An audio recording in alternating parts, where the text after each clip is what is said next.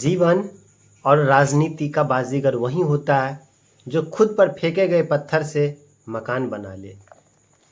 5 नवंबर 2024 की तारीख भी कुछ इसी तरह से याद रखी जाएगी। खासकर अमेरिका में एक नया इतिहास रचा गया है, जिसके वजह से अमेरिकन इसको एक नया अध्याय के तौर पर याद रखेगी, क्योंकि अमेरिका में यह 132 साल के बाद यह नया अध्याय लिखा गया है कि वहाँ एक हारा हुआ राष्ट्रपति फिर से चुनाव जीत गया।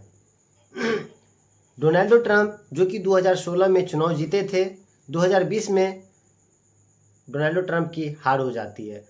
और अब चूंकि हारने के बाद फिर से वह उसी पार्टी का उम्मीदवार बनते हैं, तो 2024 में वह अपने विरोधी डेमोक्रेटिक पार्टी के कमला हैरिस को हरा कर वह एक नया इतिहास रचते हैं। जब हार के बाद हार के विलय और उसके बाद की बगावत के बाद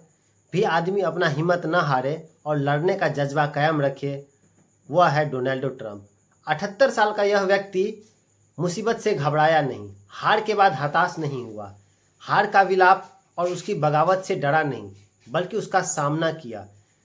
पेंसिल्वेनिया में ही, अमेरिका के शहर पेंसिल्वेनिया में ही इनके ऊपर एक हमला किया जाता है गोली से, जो कि उनके कानों को छू करके चली जाती है। उनके कान में वह गोली लगती है, कान से खून बहता है, लेकिन वह व्यक्ति वहाँ भी भागता नहीं है। ये अलग बात है कि उनकी सिक्योरिटी गार्ड तुरंत उन्हें वहाँ से लेकर के चले जाती है, बावजूद उसके 2 दिन बाद ही वह फिर से मीटिंग करने आते हैं और तब उनका स्वागत एक नए हीरो की तरह किया जाता है। डोनाल्ड ट्रंप जो कि रिपब्लिक पार्टी के उम्मीदवार थे, उन्होंने डेमोक्रेटिक पार्टी जिसका कि उम्मीदवार थे जो बाइडेन, उनको बहुत ही बुरी तरह से हराया। इसलिए हराया क्योंकि भले ही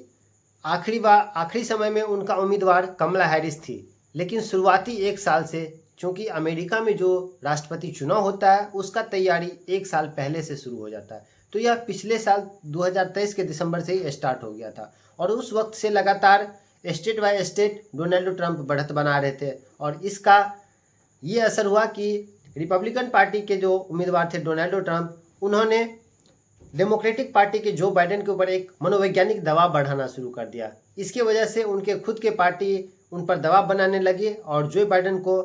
नीचे कर दिया गया पार्टी से, उसे उम्मीदवार के तौर से हटा करके कमला हैरिस को उम्मीदवार के तौर पर घोषित कर दिया गया। यह सबसे पहले रिपब्लिकन पार्टी के उम्मीदवार ट्रंप के लिए पहली जीत थी, क्योंकि उनका जो विपक्षी पार्टी थी उनकी जो विपक्षी पार्टी थी डेमोक्रेटिक पार्टी, उनका उम्मीदवार जो बाइडेन ने खुद को अपने आप को वहां से हटा करके और कमला हैरिस को सपोर्ट कर दिया। तो यह अमेरिका के इतिहास में एक नया अध्याय लिखा गया है, जहां की डोनाल्ड ट्रंप ने दोबारा सत्ता हासिल कर लिया। अमेरिका में यह भी नियम है कि एक व्यक्ति जो 2 बार राष्ट्रपति बन गया, वह तीसरे बार नहीं बन सकता है, वह तीसरे बार उसका उम्मीदवार नहीं बन सकता है। तो डोनाल्ड ट्रंप का यह आखिरी राष्ट्रपति के तौर पर यह पदभार होगा, क्योंकि डोनाल्ड ट्रंप ने जीत हासिल कर ली। 538 सीट में से 270 जो होता है मैजिक फिगर होता है वहाँ का राष्ट्रपति बनने के लिए, और डोनाल्ड ट्रंप ने 277 इलेक्टोरल सीट जीत करके अपना जीत घोषित कर दिया। तो अब देखने वाली बात यह है कि डोनाल्ड ट्रंप के जीत से दुनिया के राजनीति पर इसका क्या असर पड़ता है, क्योंकि डोनाल्ड ट्रंप का एक नारा है मेक अमेरिका ग्रेट अगेन, और वह इसी के लिए वह काम भी करते हैं, क्योंकि पिछले कार्यकाल में जब वो राष्ट्रपति बने थे तो उन्होंने भारत से जो सामान निर्यात होते थे उस पर बहुत ही भारी टैरिफ लगाया था, बहुत ही ज़्यादा टैरिफ लगाया था, क्योंकि उसका मकसद है कि देश का जो टैक्स है वह अधिक से अधिक देश में ही बचत हो, और वह युद्ध के भी खिलाफ रहते हैं, क्योंकि वो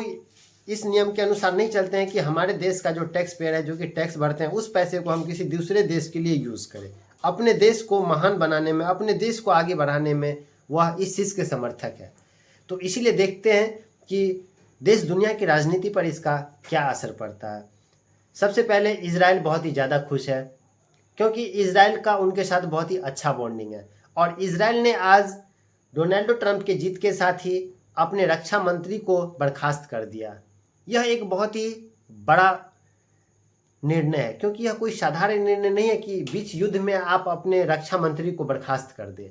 तो अब इससे यह पता लगाने की कोशिश की जा रही है देश दुनिया की राजनीति में कि क्या इजराइल जो कि चारों तरफ से फ्रंट वार कर रहा है, चारों तरफ से घिरा हुआ है, क्या वह कोई नया युद्ध लड़ने जा रहा है, क्या वह युद्ध को समाप्त करने की ओर जा रहा है, या क्या उसका मंशा है, इस चीज़ का पता लगाया जा रहा है। और इस चीज़ पर दुनिया की बारीकी से नज़र है। भारत का भी ट्रंप का भारत के प्रति बहुत ही अच्छा लगाव है, क्योंकि ट्रंप ने खुलेआम दिवाली के समय हिंदुओं को विश किया था और उन्होंने बोला था कि हम भारत के साथ एक मजबूत संबंध चाहते हैं। अमेरिका के चुनाव के दौरान डोनाल्ड ट्रंप की पार्टी को कोई खास ज़्यादा सपोर्ट बड़े बड़े सेलिब्रिटीज़ के द्वारा नहीं मिल रहा था। उनके तरफ से केवल एक ही सपोर्ट था और वो था एलन मस्क का, जो कि खुलेआम अपने एक्स हैंडल पर भी और उनके रैलियों में जाकर के भी उनको सपोर्ट करते थे। जबकि अमेरिका के जितने भी बड़े बड़े सेलिब्रिटीज़ थे वह कमला हैरिस के साथ थी। बावजूद इसके यदि कमला हैरिस हारी है तो बहुत सारे रीज़न थे। सबसे पहले डोनाल्ड ट्रंप ने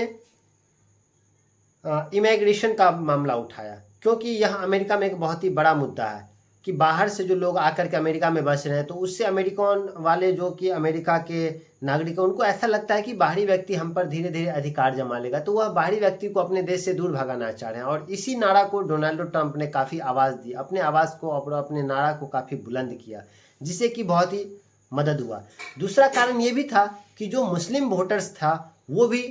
जो बाइडेन से नाराज चल रहे थे, क्योंकि गाज़ा में जो हमला हो रहा था उस हमले में अधिकतर मुसलमानों के ही 99% मुसलमानों को ही मारा जा रहा था। और इसी रंगभेद की, इसी जातिवाद की राजनीति से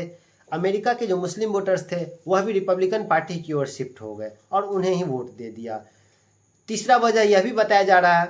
कि जो बाइडेन जो कि अपने देश के टैक्स वाले पैसे से बहुत ही ज़्यादा युद्ध में खर्च कर रहे हैं, चाहे वह यूक्रेन रसिया युद्ध हो, चाहे वह इजराइल के साथ चल रहा कॉन्फ्लिक्ट हो दूसरे देशों का, इन सब चीज़ों में तो डोनाल्ड ट्रंप चाहते हैं कि यह जो युद्ध में पैसा खर्च हो रहा है इस चीज़ को रोका जाए, युद्ध को ही खत्म किया जाए, युद्ध को रोका जाए। तो यही सब कुछ कारण है जिस वजह से अमेरिकियों ने फिर से एक बार डोनाल्ड ट्रंप को